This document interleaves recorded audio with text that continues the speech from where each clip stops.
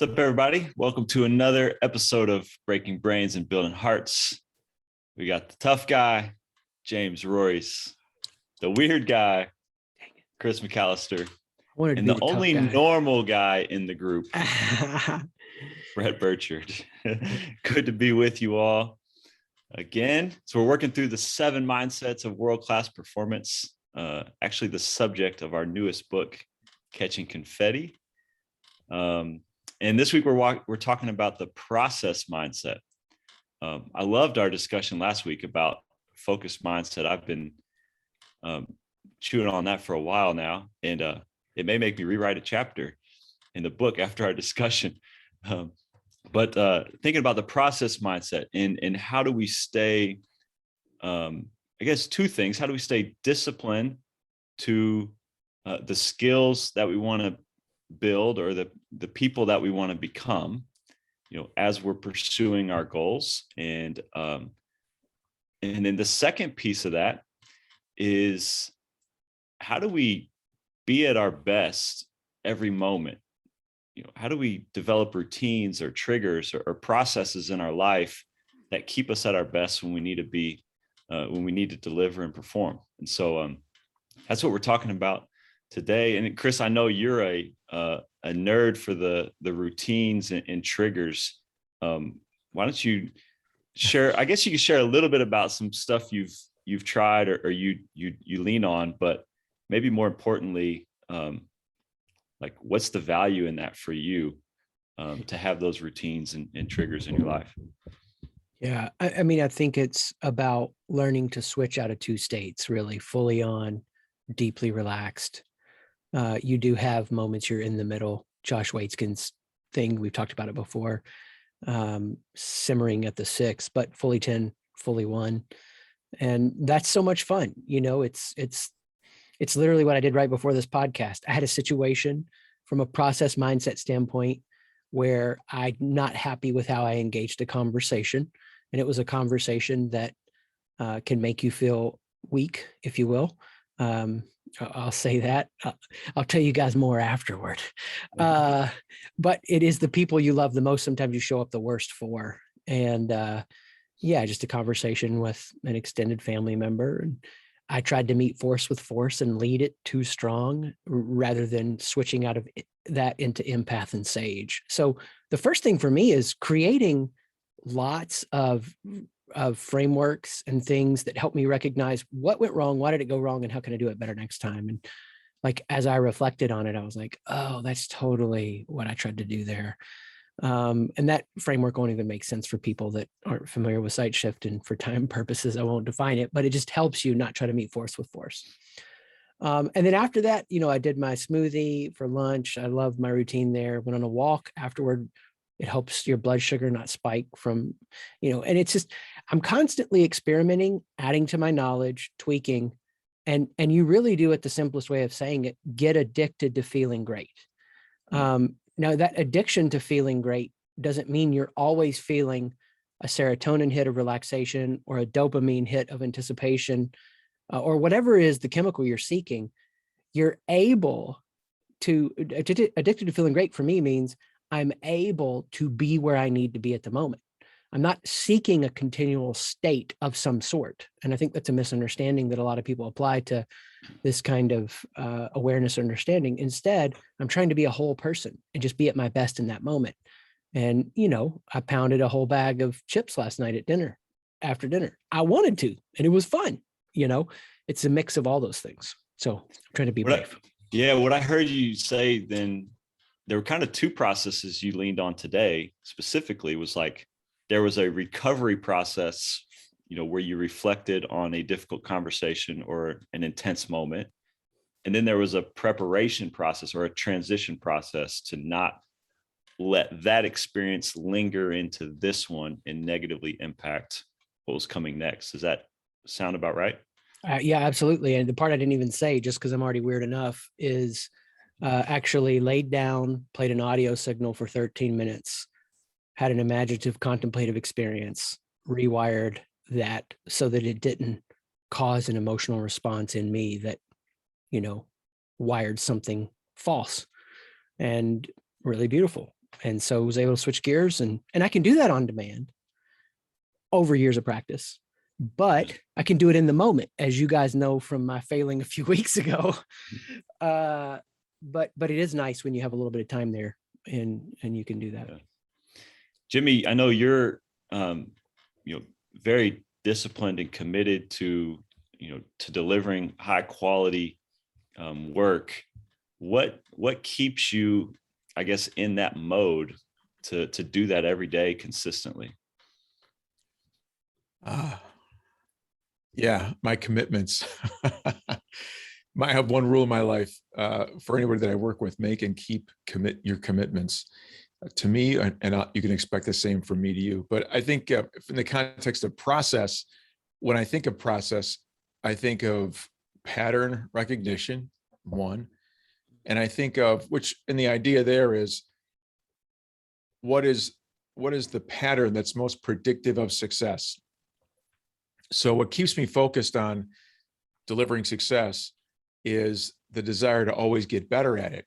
So I'm always evaluating the process that I'm following and seeing if it can be improved, which also draws me to delivery on a regular basis. I just had a client ask me today, or a prospective client ask me today, so why would you be delivering this project to us? And it's because, I'm always looking for ways to improve, not only work with clients, but ways to improve. So the first thing is that idea of pattern recognition and continuous improvement. And I'm always judging the value of that process based on how predictive it is of success, which means you have other things in that calculus, like the goal, time frame, et cetera. But then we also think about process in the context of quality. So it's one thing to come up with a problem, to solve a problem. It's another thing to actually execute the process for delivering that solution. And so process is really all about that quality improvement, quality outcome, as well as improving the quality of the process and its execution. Routine is something we think about, which is different. It's a different mindset from my perspective. So that's my short answer. Yeah, Shorter than Chris's. Oh, no, Thank dude, you. let's roll the clock on that, because I actually think I have the short one. I got something to prove. No, I'm kidding. I could have been longer. I have no idea.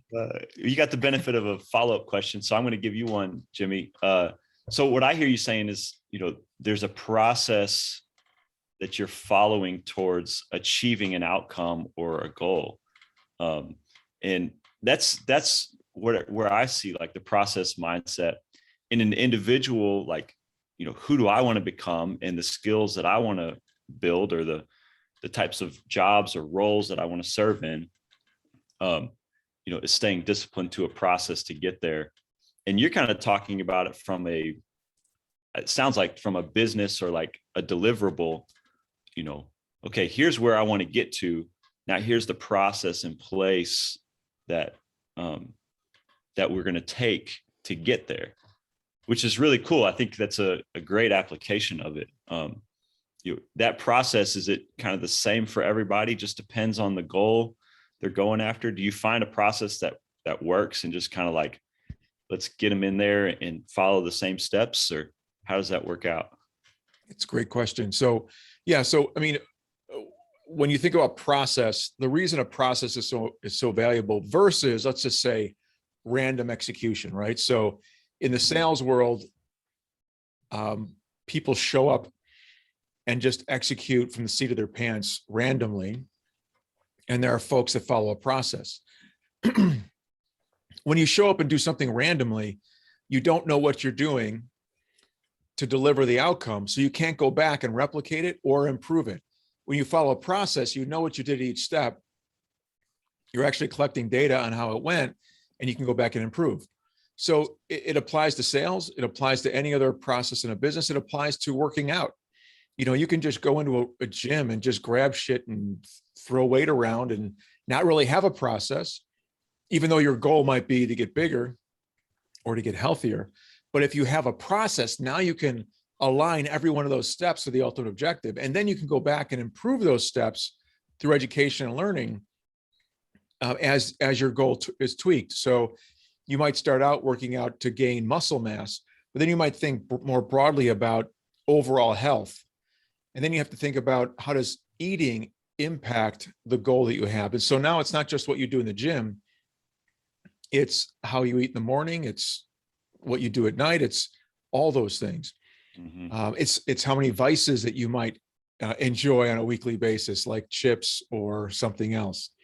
So yeah, so the process just allows you to become better versus the random approach. And if you have a process mindset, then the first thing you do when you articulate a goal or have one articulated to you is that you start with, okay, great.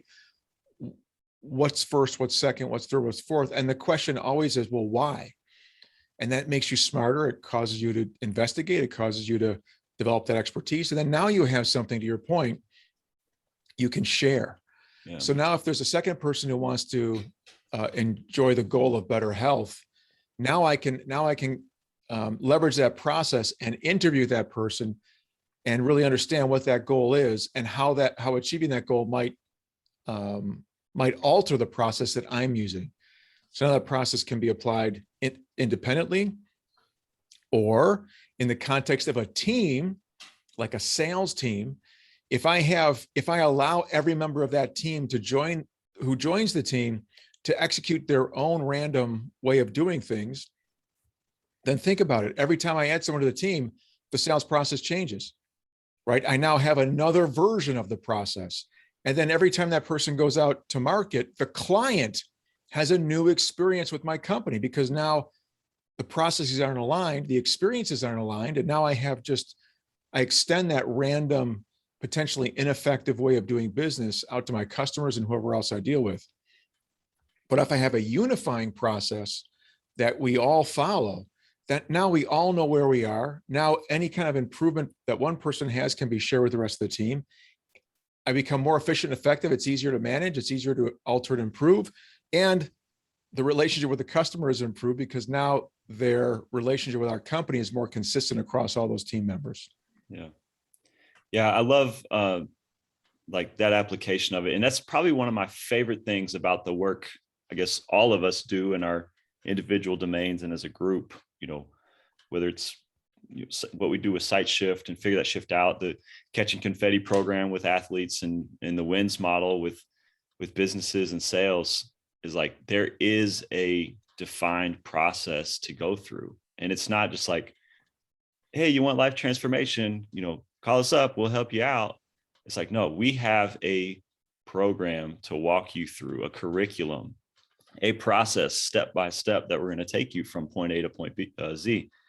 And I just think that's so valuable. And probably for me, the most valuable piece of the process mindset is that you stay disciplined to the process, a routine, a focus, even when you don't feel like it.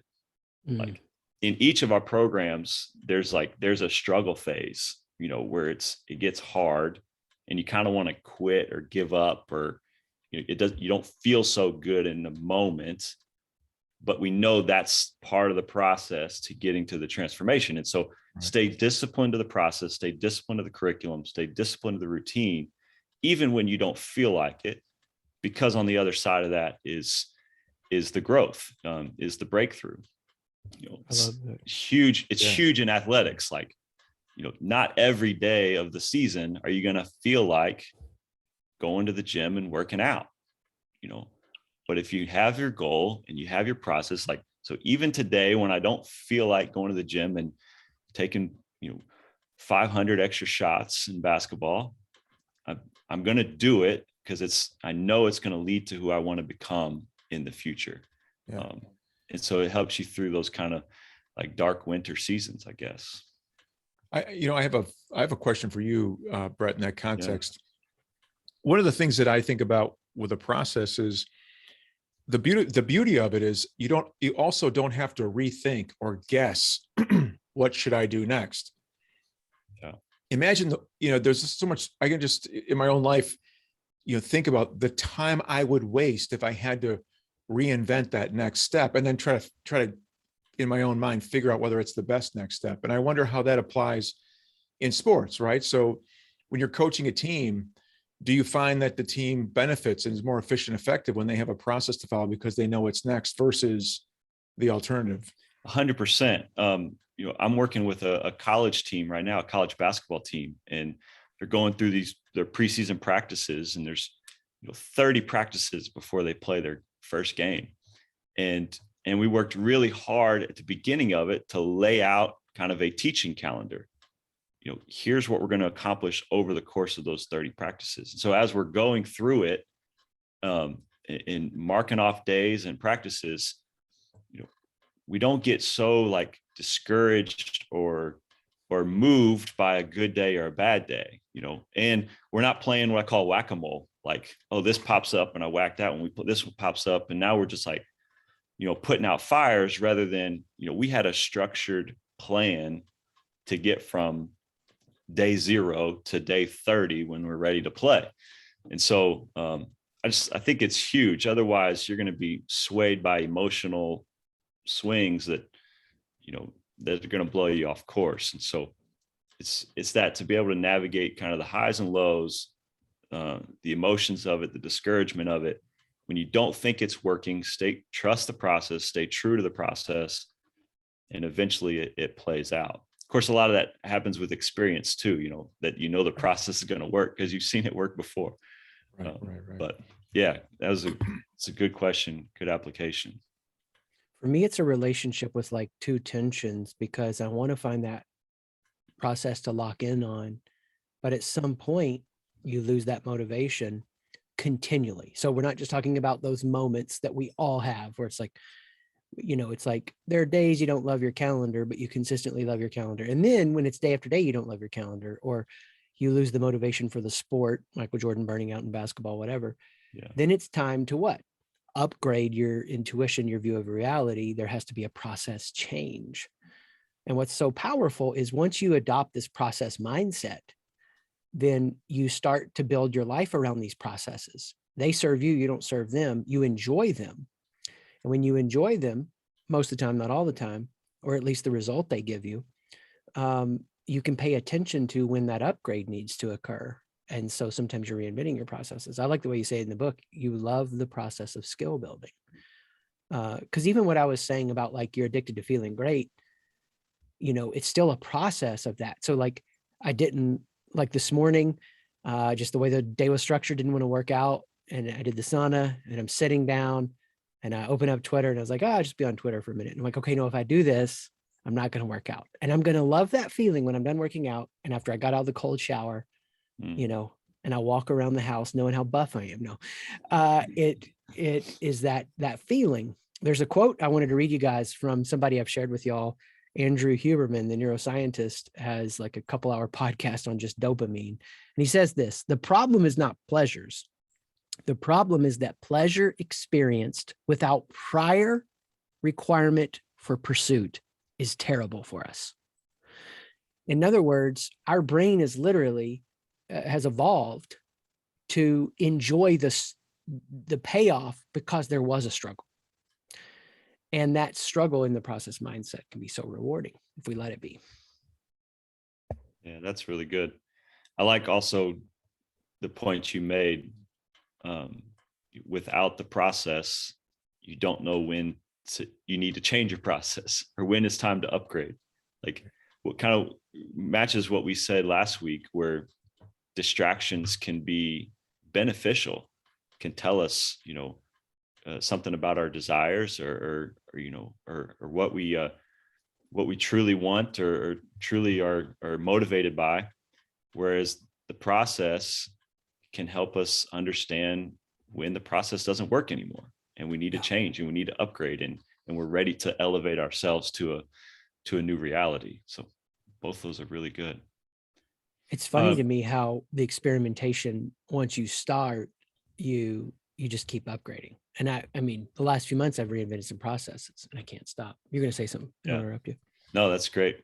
Jimmy, do you have anything to add? No, it just scares the hell out of me when Chris talks about reinventing processes. now he's addicted to reinventing. Here we go again. So yeah, it's like it's back to that focus thing. Like, okay, What is it all about, baby? Okay, so it's funny because I thought this earlier and I didn't say it. I was like, oh yeah, but now it's great.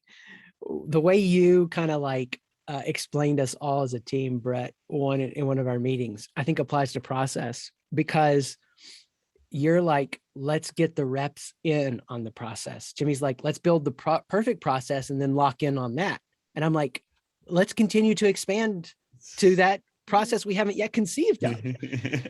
And it is the three gravitating bodies that, yeah. But to affirm all concerned listeners, I'm not thinking there's but one or two, i.e. the ones on the show, I totally agree. We got to lock in from the business standpoint. And I am eager to do that. Yeah. So let me ask you each, just kind of in conclusion, somebody, Jimmy, maybe from a business perspective, Chris, maybe from an individual like performance perspective, if they don't have a process, they are just waking up and tackling whatever shows up that day, or meeting challenges as they arise rather than preparing for them. If they don't have a process now, what's the best way to get started building their own process? Cool. You want to go first, Jimmy? You want me to? Go for it, man. Thanks. For me, and this is part of the upgrading of processes, like with the business, until I have the one that accomplishes the results I want, I'm on a search. And so that's part of why we haven't locked in, but we're close. We've done a lot of experiments this last year and a half. So determining the outcome, what is the results that you really want? Being honest about that. Well, of course, that follows what we talked about. That's why this is next. So now that I have that outcome, I'm going to, what are the processes that are going to get me there? Whether that's relational, conversational processes, calendar structuring processes, sales processes, whatever. So it starts with that. So go back and listen to the last episode, get that really strong and clear, and then start playing around with what are the steps you can take to get there on repeat.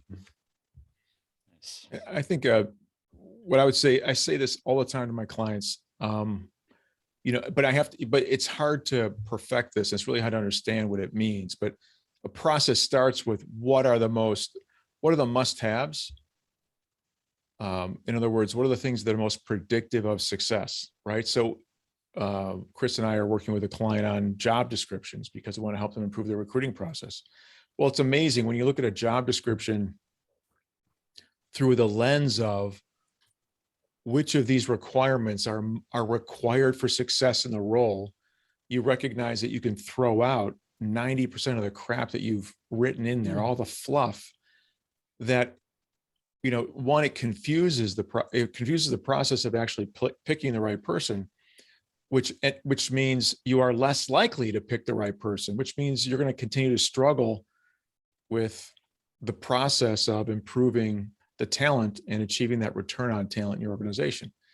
So the recommendation always is look for what you do or what elements or requirements are must-haves or most predictive of success, and then you can start